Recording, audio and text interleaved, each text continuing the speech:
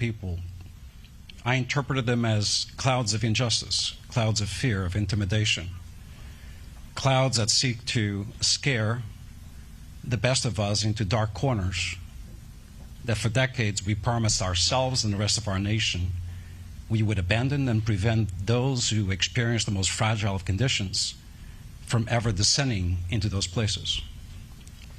We are one. At Los Angeles Unified, we have a commitment to protect the rights, the opportunities for every single child, every one of our workforce members, and the families we serve. No questions asked. We do so with courageous determination, and for those who doubt it, despite the insinuations or accusations, we stand strongly on the right side of law. We are upholding the law. Every student in our community, every student across the country has a constitutional right to a free public education of high quality without threat. Every one of our students, independently of their immigration status, has a right to a free meal in our schools. Every one of our children, no questions asked, has a right to counseling, social and emotional support, mental support, in addition to great education. Our schools are safe places. Our schools are places of education and inspiration, not fear and intimidation. Many of us here are immigrants or children of immigrants. We would be hypocrites if we took a step backwards from the position of protecting those who today face what our parents or ourselves faced years ago. So for us, we embrace and embody this position on the basis of both a moral and professional responsibility to educate, to protect, to inspire our kids and our families. As I'm addressing you, there are two schools in our community that within a couple of blocks we see federal vans parked. No action has been taken, but we interpret those actions as actions of intimidation, instilling fear that may lead to self-deportation. That is not the community we want to be. That is not the state or the nation that we ought to be. In fact, if those who believe that that is the nation we should become, let's rearrange Lady Liberty. Let's bring that arm down and extinguish that flame, for we're no longer the light for the world. I am proud to reside in LA. I am proud to call this city my city. I am proud of the fact that this board stands united and unified alongside community partners and elected officials in saying, not on our watch. Not on our watch shall people trample over children's rights. Not on our watch shall people be intimidated. Not on our watch shall we succumb to unreasonable pressures for us to do that which is not human or humane or humanitarian. I'm one who believes that as an educator of many decades, we know and understand that public education and democracy are two sides of the same American coin. Undermine one, the other will suffer. That is what's at stake. We will not waver from our responsibility of protecting kids. Let me take a quick break to let you know who's with us today. But I wanted to declare up front what we stand for, the values and principles that guide our work, because none of us disagree over that. I also want to assert that there are many other people who would like to be here today. And I'd like to mention that our labor leaders, UTLA, SEIU 99, were invited. They would have been here, but they are preparing for another event right around the corner. We appreciate their solidarity with us during these trying times.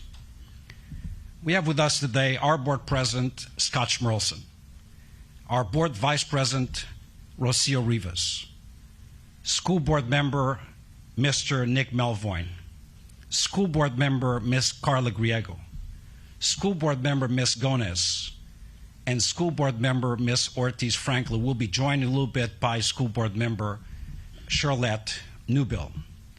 We have LA County Supervisor Hilda Solis. We have community partners who do incredible work every single day, whether it's in providing assistance, counseling, or pro bono legal support for children and their families. We have Chirla here with us today, Miriam Mesa.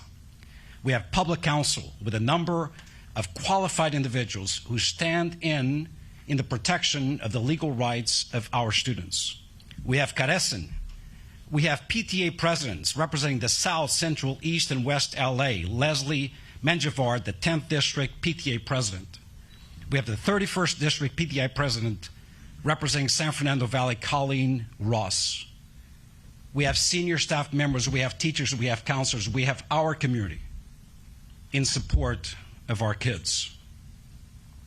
I want to speak a little bit about our district commitment. We recognize that fear and intimidation are tools currently being exercised and used in our community. I want to, however, say we remain unwavering in our commitment that our schools are safe, welcoming sites for all, where every single right is protected. And I want to be very clear to those who may seek to take actions that transcend our beliefs and our policies. We're not just talking about our schools. We're talking about our schools, places where kids wait for the buses, the bus itself.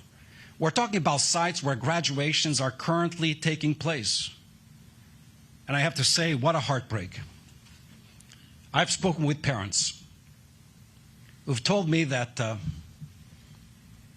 their daughter would be the first in their family to graduate high school. And they're not going to be there to witness it because they have a fear of the place of graduation being targeted. What nation are we becoming? Who in their right mind would accept that reality? So I want to be reassuring to our community. Every single graduation site is a protected site. I have directed our own police force to redouble their efforts and establish perimeters of safety around graduation sites to intervene and interfere with any federal agency who may want to take action during these joyous times that we call graduation. Not on our watch. As I said earlier, every child has a constitutional right to a public education. Therefore, every child and their parent has a right to celebrate the culmination of their educational success. With that said, we ought to be careful and take the necessary steps. We are encouraging every parent in our community, particularly parents with fragile immigration status, to update in person at school, online via the parent portal, update the emergency contact information. If you cannot yourself go to your child's school in case of an emergency, to get your child or to drop off your child, empower someone who can. In addition to that, we are here with you 24/7. Our family hotline is active 24/7. It is 213-443-1300. If you have a question, a concern, a fear, please reach out to us. We have the appropriate resources to support you. We can direct your concern to free legal support to address your issues. We're here to help. We recognize that in light of what's taken place, our youth, particularly our high school students, need to demonstrate their position. And let me talk about that for a second. They are members of our community. They know what's happening. They're listening to the dinner table conversations between their parents. And some have expressed to me what those conversations are like. They've told me that mom and dad are talking about who shall leave, who shall stay, whether or not they themselves as students will be under the protective care of a neighbor, because maybe both parents have to leave. Who would get that student if the parent is apprehended at the restaurant where they work, or yard where they labor? No child, regardless of age, should have to experience or listen to that type of commentary. With that said, we're asking parents to speak with students. There is a possibility of student walkouts. We have heard of it. To the extent possible, considering the consequences and dangers beyond our schools, to the extent possible, please stay in school. Parents, help us. We will provide safe space and time for our students to voice their position and their opinion within the safe confines of our schools. We can no longer predict what will happen outside of our schools. The recent images on TV tell us that. We have mental health resources available to our students, to our parents, and certainly to our workforce. I want to speak directly to the workforce. We often address the students and the parents. Our teachers, our counselors, our support staff are hurting over what they see and what they hear from the children we serve. Their mental health crisis is comparable to the one our children face. Therefore, we have Family Wellness Resource Line open. We also have an employee assistance service for education employees. That means all employees also open 24/7 support for everyone in our school system. Easy number, 1-800-882-1341. If you feel you need assistance, please call. We have established restorative circles to support students in school. Tomorrow is the last day of school in our grade school system, but soon enough we'll be in summer school. June 17th through July 16th, we will operate Summer of Joy, summer opportunities for all students. I don't want the current pervasive fear to deter parents and students from doing the right thing for their kids. With that said, we are going to amplify the number of schools providing summer school services to reduce the travel time for families on our dime. We will provide convenient transportation, but also as a protective measure for our students, so that parents and kids can avoid what could be a difficult walk to school considering the imminent dangers. We will also open up virtual opportunities for students who may have extreme fear regarding attendance at their neighborhood school. I want to speak a little bit about the graduation and culmination ceremonies. What happened over this weekend could not have happened at a worse time. The lion's share of our graduations are happening today and tomorrow. In fact, over 100 graduation ceremonies between today and tomorrow. We will protect every parent, every child, every workforce member. We've instructed our principals to not create lines, to not restrict access. As soon as they come, they will enter the venues where the graduations are taking place, reducing the risk for them while on the street waiting to get in. We also have authorized the principals to allow parents to remain at the venue for as long as it takes, should there be any immigration enforcement action around the area where the graduations are taking place. And as I said earlier, we have deployed operations personnel and our school board police to establish perimeters of safety around graduation sites and schools where federal actions are being detected. Where possible, we have stood up Zoom opportunities for parents to be able to witness the culmination of their children online. And lastly, we want to ensure that after the ceremony, the protective pathway for parents is also maintained safe. And that is why our school board police will remain on site for as long as necessary. Lastly, I want to speak once again about our summer school program. Last year, every grade level, every subject area saw significant improvements in terms of performance. This is not public yet, but I'm going to make a prediction today that the improvements of last year will be obliterated by the performance of this year, notwithstanding the fires, the shutdown, and the immigration woes and fears experienced by our community. That's because what we're doing works. The commitment of our teachers, our support staff, our principals, our parents, it's working. And part of that solution resides with the experience of summer school. The current fears could not undermine our summer school program, during which time kids receive academic acceleration, support, enrichment, but also food, nutrition. We cannot deprive our kids of their absolute rights to education and food.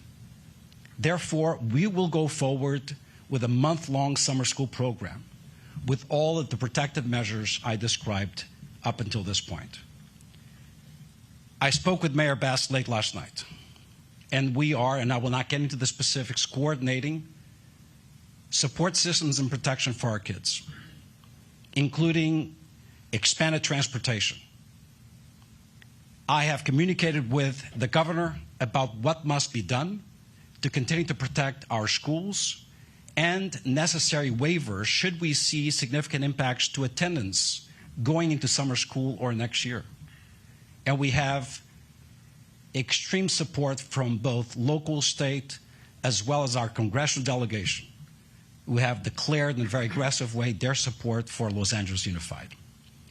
So with that said, and before I go into Spanish, let me introduce and bring up our president of the school board, Mr. Scott. All right, we've been listening to Superintendent Alberto Carvalho there from LAUSD talking about some of the issues that the schools have been facing in this recent round of the ICE raids. He talked about there are two schools where he knows of this morning where vans are parked out front. There's not been any type of action taken, but that he does find it to be intimidating. And just talking about some of the fear and the heartbreak that he's been hearing from parents, specifically citing one child who it will be the first in the family to be able to graduate from high school where the parents are not going to attend because of fear that this could potentially lead to them being taken into custody in some way. Right. He talked about those fears and wanted to reiterate that schools are safe places and places where they have rights and will be protected. But he did say there are about 100 graduation ceremonies between today and tomorrow. So he talked about some of the changes he's putting in place so that parents do feel safe. And if they don't feel safe, ultimately, he did say that he will offer those services over Zoom for those who want to watch them that way. I do want to mention, while he was speaking, the president did post something new to his Truth Social page. He said, "We made a great decision in sending the National Guard to deal with the violent, instigated riots in California. If we had not done so, Los Angeles would have been completely obliterated." He goes on to name call both the governor and the mayor.